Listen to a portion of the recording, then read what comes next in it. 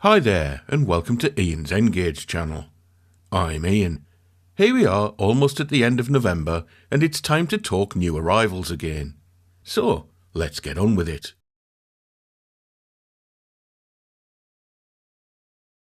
Firstly, we have the Sonic Models J50, which was another one of those impulse purchases made because the price was so irresistible. There are a number of different liveries available for this model, but as you can see, I've gone for the BR Black Unlined with Late Crest. This is my second loco from Sonic Models, and after being very impressed by their large prairie, I was eager to see how the J50 would fare. As soon as I took the model out of the box and felt its weight, I knew it was going to be a winner. The J50 seems to have been built to a high standard, and while it's not quite as detailed as the large prairie, it's still an impressive model. The loco runs beautifully smoothly on DC, which I'll show later during the running session section. I'll be performing a thorough review of the J50 once I've had it running for a few hours, so look out for that if you're interested. As usual, Sonic are only providing DCC ready versions of the loco, meaning you'll need to fit a DCC decoder if you want to run it on DCC, which leads me on to the next item.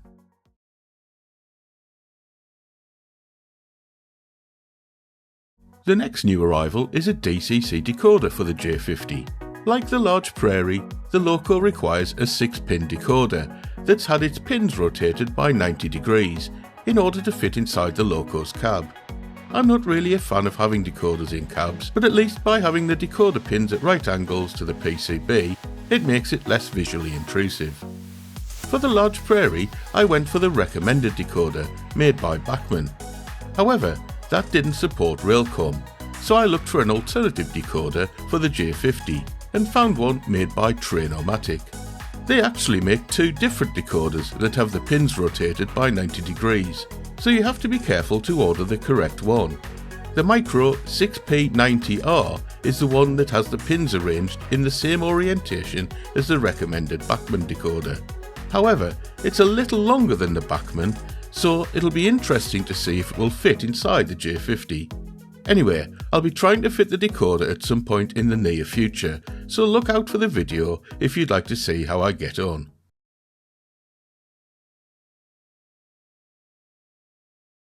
Next up are a range of special edition Dad's Army wagons that were commissioned by Buggleskelly Station and were manufactured by Pico.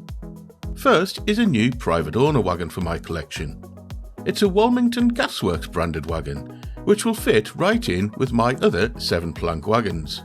I've mentioned before that I like these Pico models. The details are nice and crisp, and the printing on the models is always of good quality and easily readable with the naked eye or under magnification. The models feature metal wheels but sparse detail underneath the model, which is something I certainly don't mind. However, as I said in October's new arrivals video, my usual gripe with Pico wagons is that they don't have NEM coupling pockets. But, like the Henderson's Relish wagon in October's video, the Dad's Army wagons all feature removable couplers.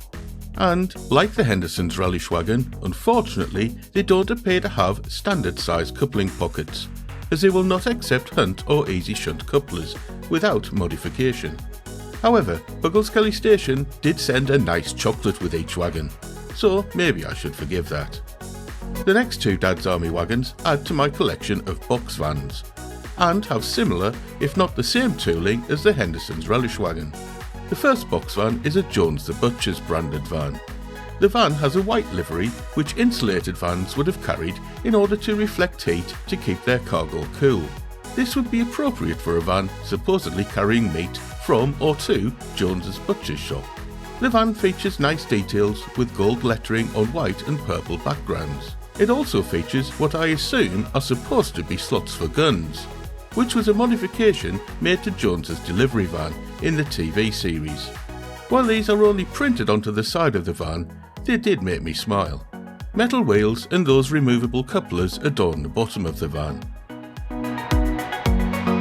The second box van, and final Dad's Army wagon to arrive this month, is a Hodges the Greengrocer's branded van.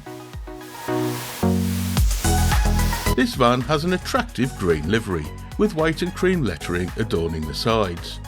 As with the Butcher's van, Moulded planks, doors, door hinges, rivet struts and strengthening plates are all nicely detailed. It's the same story with the underside detail too, with little to speak of other than the metal wheels and those non-standard coupling pockets.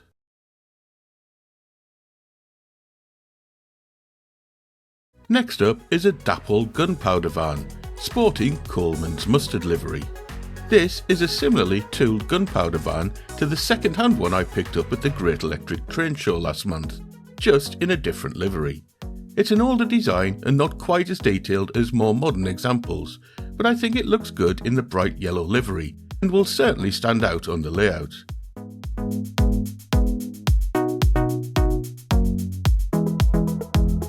It has metal wheels but understandably no NEM coupling pockets and no detailed underside. I got it for a good price though, so I'm happy to add it to my rake of box vans.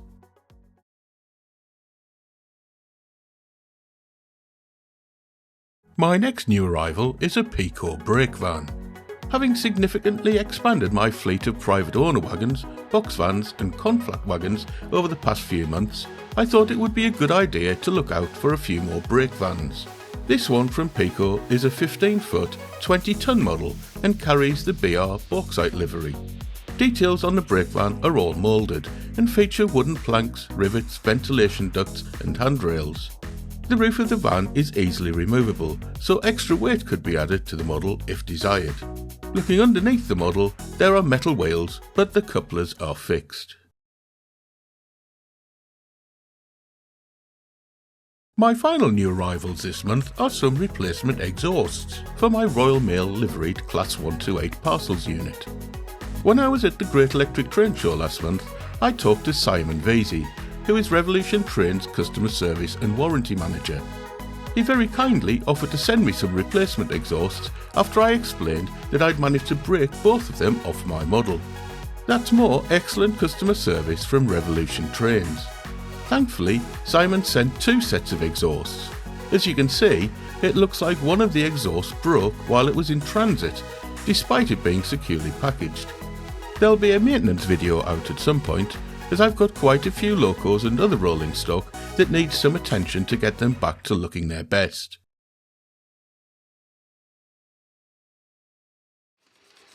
Okay, before finishing up, here's a quick running session involving the J50 and the collection of wagons I showed earlier.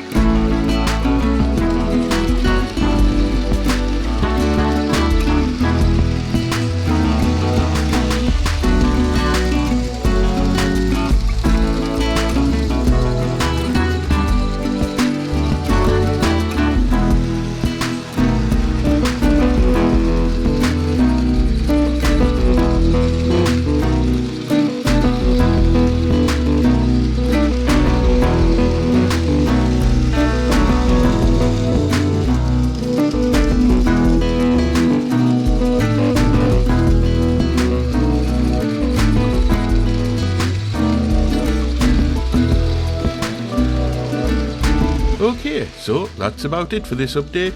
Do you have any of the items I've shown in this video? If so, what have your experiences been with them? Good or bad, let me know what you think.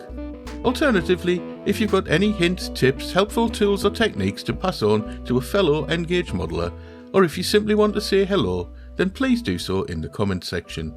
Anything and everything you've got to say will be greatly appreciated. In the meantime, thanks ever so much for watching. Hopefully there'll be more new arrivals to report in the coming months. Bye.